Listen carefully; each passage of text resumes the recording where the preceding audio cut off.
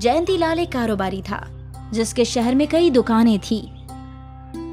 हर दुकान का उसे किराया आया करता था।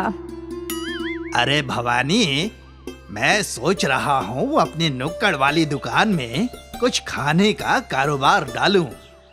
वैसे ख्याल तो अच्छा है। किसी को तलाशना होगा जो नाश्ते की कोई चीज बेहतरीन बनाता हो। मैं एक खातून को जानती हूँ, वो बेवा है, लेकिन उसके जैसी दही कचौरी कोई नहीं बना सकता। एकदम लजीज, खाते ही खरीदारों का हुजूम लग जाएगा। हमारी दुकान में दही कचौरी बनाएगी? वो मेरे गांव की है, उसका एक बेटा भी है। उसे यहाँ रहने के लिए जगह देनी होगी, फिर वो जरूर हमारे साथ काम करेगी।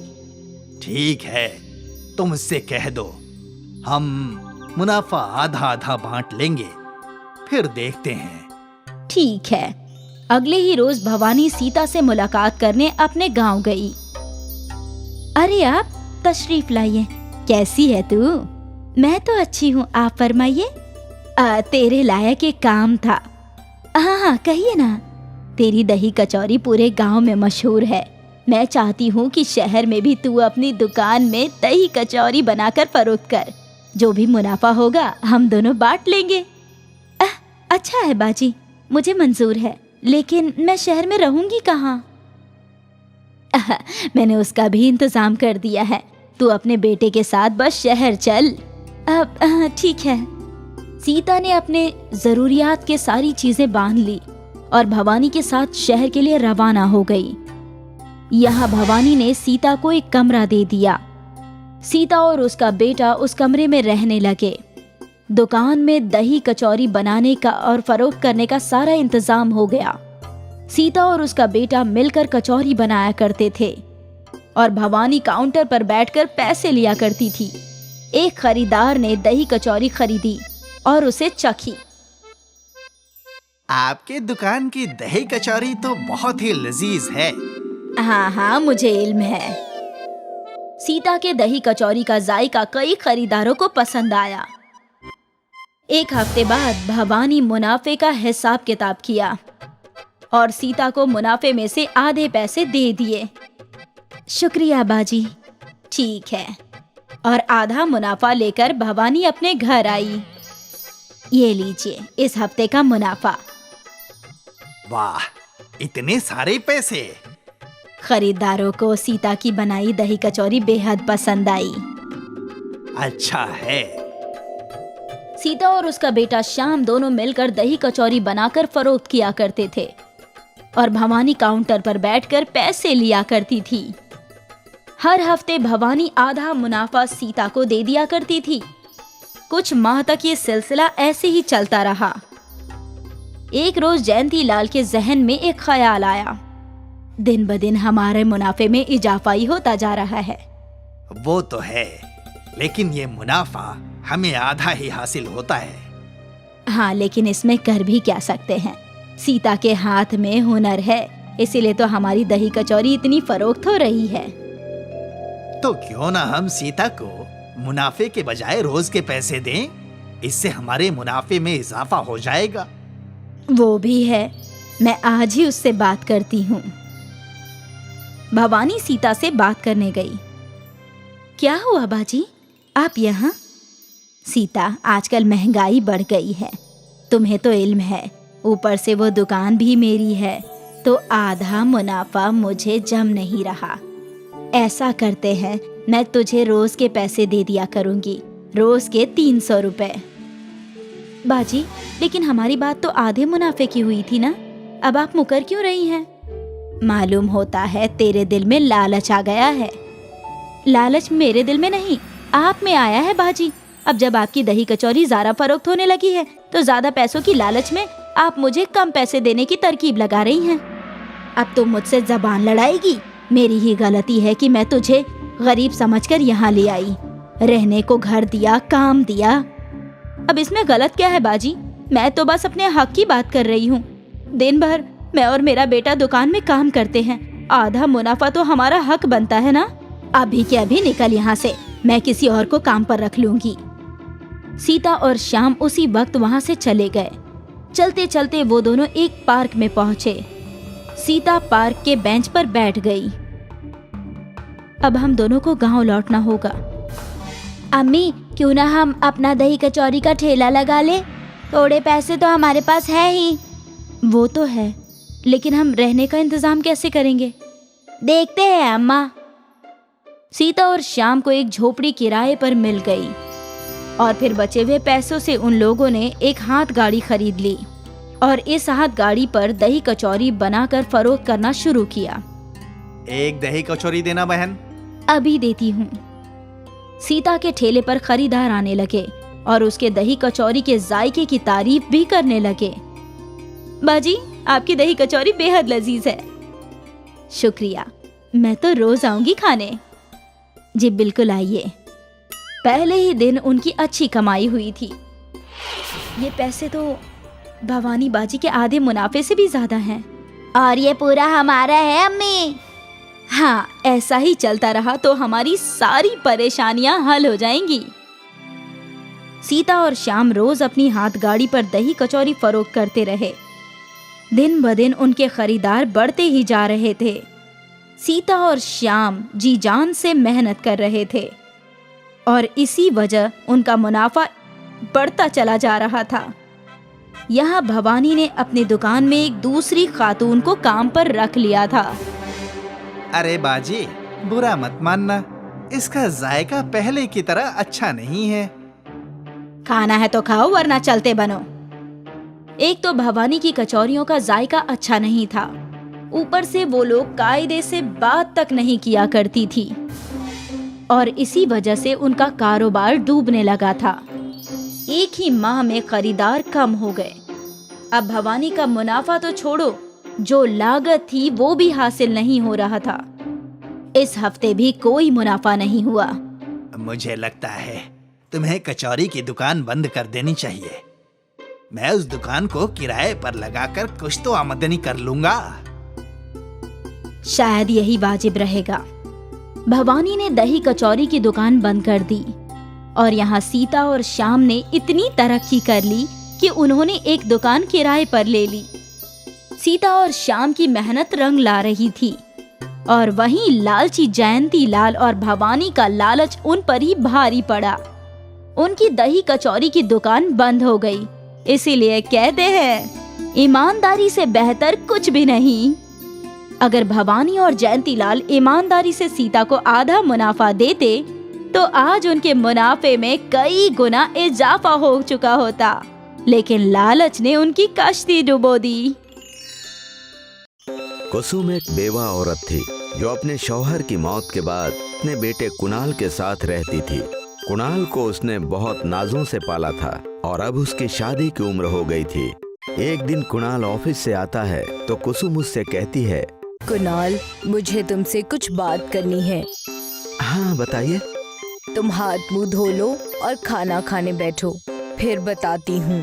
ठीक है माँ, आप खाना लगाओ, फिर बात करते हैं।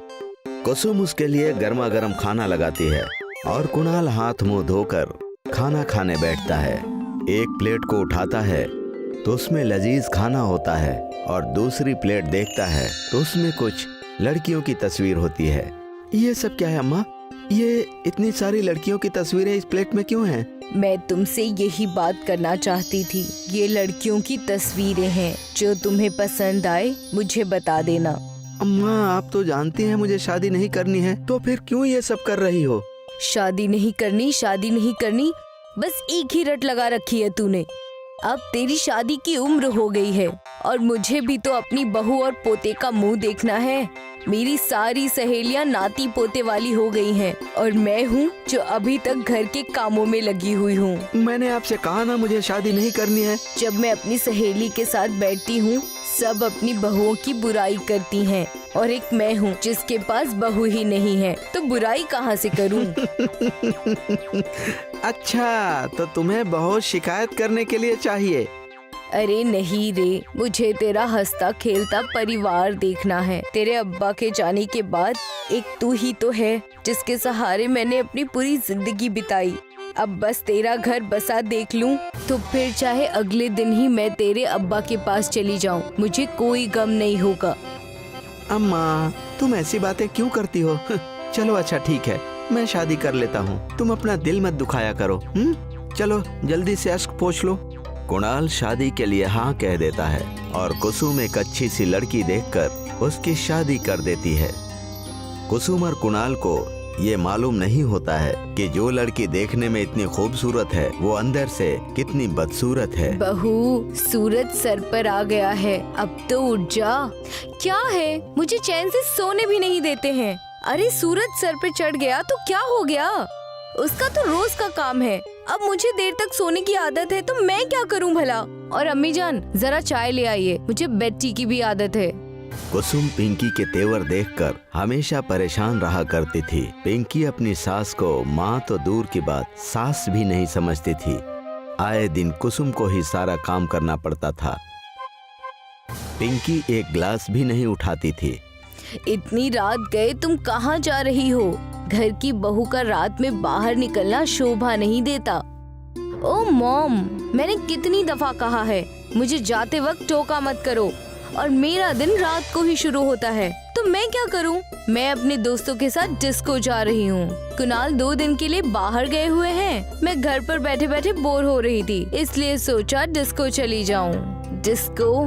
पर वो तो माँ जी, अब आप मेरे काम में दखल मत दीजिए। पिंकी कुसुम को टका सा जवाब देकर वहाँ से चली जाती है। कुसुम उसको देखती रह जाती है और सोचती है कैसी बहू का ख्वाब देखी थी और कैसी बहू मिल गई, मगर ये बात वो अपने बेटे से नहीं कहती। अम्मी जान, शाम को मेरे कुछ दोस्त खाने पर आ रहे हैं, उनके लिए कुछ अच्छा बनाइएगा। कुसुम सबके लिए पूरी, कचौरी, हलवा और मिठाइयाँ बनाती है, जिस पर पिंकी उस पर गुस्सा होती है और उसे उल्टा सीधा कहती है। ये क्या खाना बनाया है, इतना ऑयली और स्पाइसी? पिंकी, कौन है ये? ये मेरी मेड है। पिंकी, तुमने तो बदतमीजी की सारी हदें पार कर दी हैं। मैं तुम्हारी बातें बर्दाश्त करती जा रही हूँ। इसका ये मतलब नहीं है कि तुम अपने दोस्तों के सामने कुछ भी कहती रहो। मैं इसकी मेड नहीं बल्कि सास हूँ। अम्मी जान, आप मेरे दोस्तों के सामने मेरी बेइज्जती कर रही हैं। अगर मैं तेरी बेइज्जती कर रही हूँ और तुझे मेरे हाथ का खाना पसंद नहीं है तो तुझे तेरे दोस्तों के सामने एक चैलेंज देती हूँ कि तू मेरे हाथ की बाहुबली कचौरी खा कर दिखा। अगर तूने मेरे हाथ की बाहुबली कचौरी खा ली तो मैं तेरी सारी बातें मानूंगी, लेकिन अगर तू नहीं खा पाई तो तुझे इस घर से निकलना होगा। मुझे मंजूर है। कुसुम और पिंकी में बहस शुरू हो जाती है। कुसुम बावर्ची खाने में जाती है और बाहुबली कचौरी बनाकर लाती है। पिंकी की सारी सहेलियां ये देखने के लिए जज्बाती हो जाती हैं कि पिंकी ये बाहुबली कचौरी खा पाती है या नहीं। सभी एक जगह बैठ जाती हैं और पिंकी बाहुबली कचौरी खाने शुरू कर देती है। पिंकी, ये लो मेरे हाथ की बनी बाहुबली कचौरी। अब इसी से तुम्हारी तकदीर का फैसला होगा कि तुम यहाँ रहोगी या नहीं। बस इतनी सी बात? ठीक है, इसमें मैं एक चीज और जोड़ती हूँ। अगर मैंने ये बाहुबली कचौरी खा ली तो आपको इस घर से निकलना होगा। मुझे मंजूर है। पिंकी बाहुबली कचौरी खाने के लिए तैयार हो जाती है। वो बहुत कोशिश करती है मगर बाहुबली कचौरी नहीं खा पाती है। पिंकी की सारी सहेलियां उसकी हौसला अफजाई करती हैं मगर पिंकी हार जाती है। अरे ये कचौरी तो मुझसे खाई ही नहीं जा रही है। ये बाहुबली कचौरी तो बहुत बड़ी है। कैसे खाऊं मैं इसे, समझ में ही नहीं आ रहा। इससे अच्छा तो मैं हार ही मान लूं। पिंकी हार मानकर अपना सूटकेस लेकर जाने लगती है तो कुसुम उसको रोकती है। रुक जाओ पिंकी, तुम इस घर की बहू और लक्ष्मी है। लक्ष्मी घर छोड़ के जाती हुई अच्छी नहीं लगती।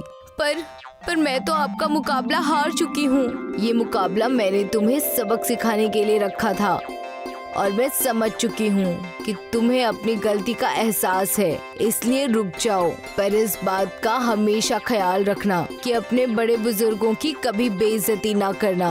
वो हमेशा तुम्हारे भले के लिए कहते हैं। पिंकी अपनी आंखों में अश्क भरकर कुसुम के गले लग जाती है और फिर सभी को बाहुबली कचौरी खिलाती है। सबको कुसुम की बाहुबली कचौरी बहुत पसंद आती है। कुसुम से एक लड़की कहती है, आंटी जी, आपकी ये बाहुबली कचौरी वाकई लाजवाब है। मेरा एक रेस्टोरेंट है। मैं चाहती हूँ कि आप वहाँ पर बाहुबली कचौरी को बनाओ। इससे हमारे रेस्टोरेंट का भी नाम होगा और आपकी बाहुबली कचौरी का भी। बेटा, ये तो मैं अपने शौक के लिए करती हूँ, नाम के लिए नहीं। ये सब कुणाल दरवाजे के पीछे खड़ा देख रहा होता है।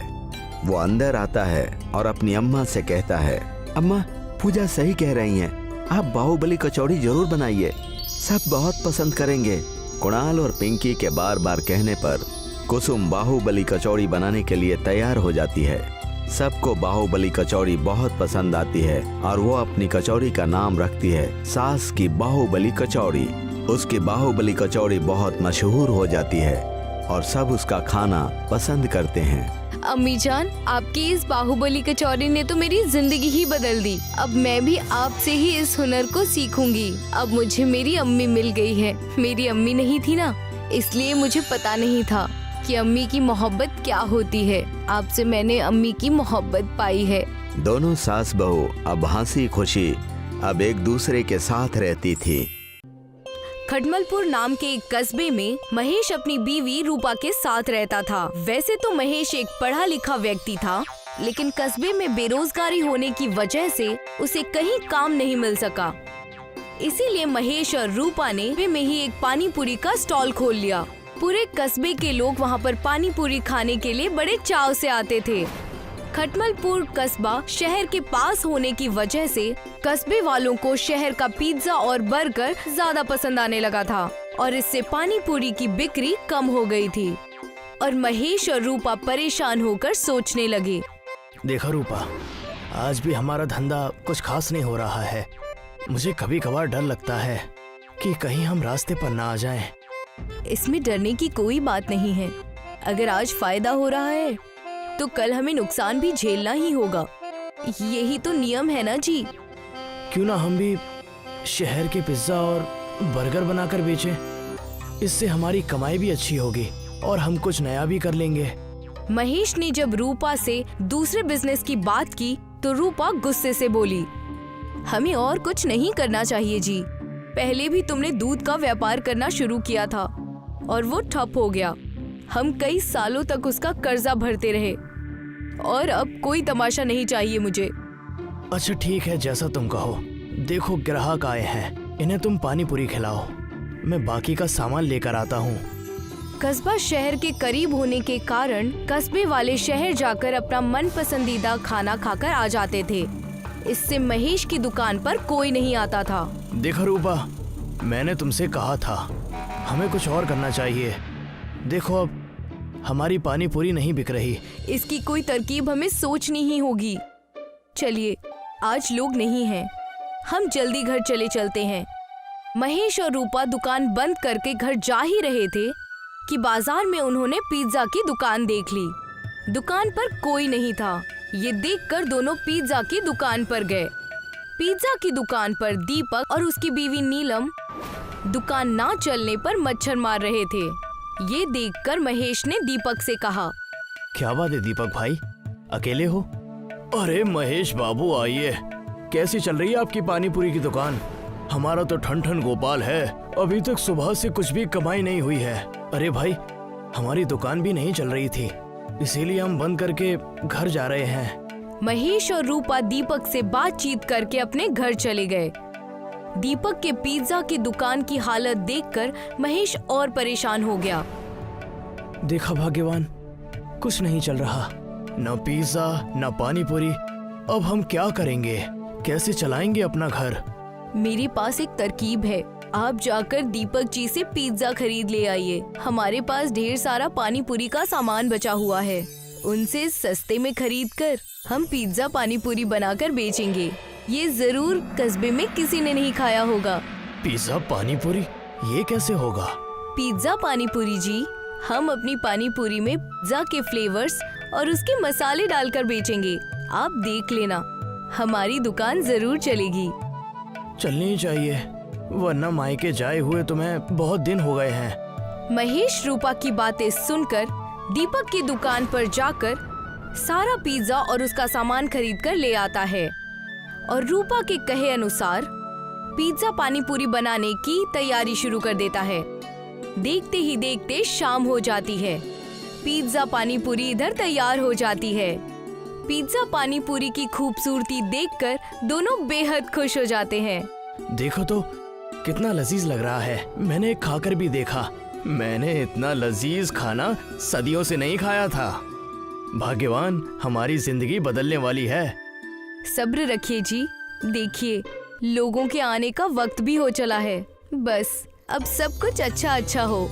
उस वक्त महेश की दुकान पर एक बुढ़ा और उनका बेटा आया, जिन्होंने पिज्जा पानी पूरी खाई और कहा, अरे इतनी लजीज पानी पूरी हमारे गांव में, ये तो लाजवाब है।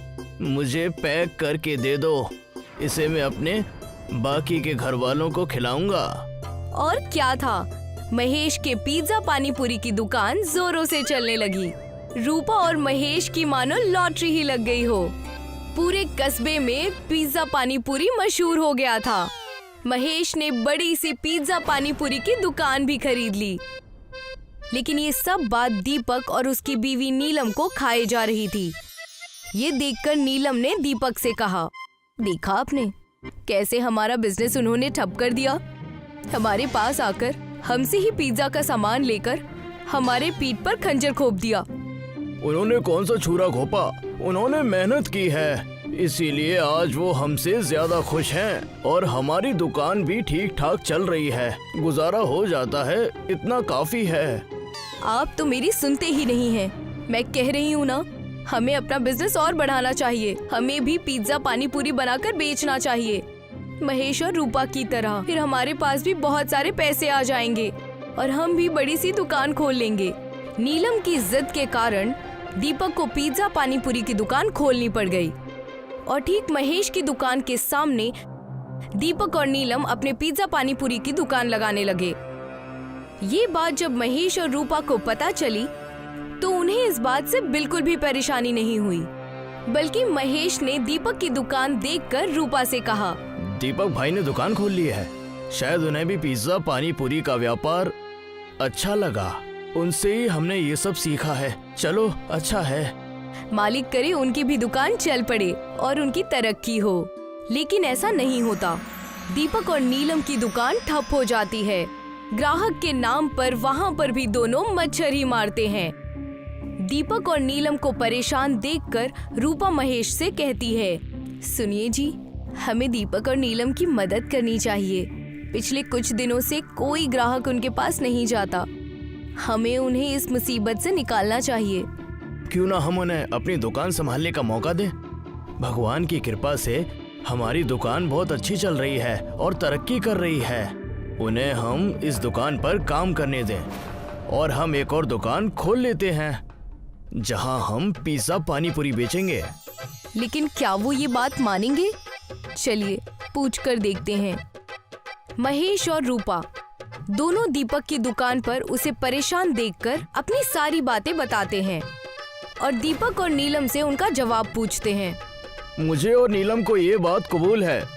हम दोनों आपसे जुड़ना चाहेंगे। आपने हमारी इस मुश्किल घड़ी में मदद की। आपका ये एहसान मैं जिंदगी भर नहीं भूलूंगा। शुक्रिया रूपा और महेश जी, हम आपकी दुकान खूब अच्छे से चलाएंगे। ठीक वैसा ही हुआ। महेश और रूपा ने नई दुकान खोलकर वहाँ पिज्जा पानी पूरी का बिजनेस शुरू किया नई जगह पर और दीपक और नीलम को अपना पुराना बिजनेस चलाने की सलाह दी। दोनों खानदान तरक्की कर खुशी खुशी रहने लगे।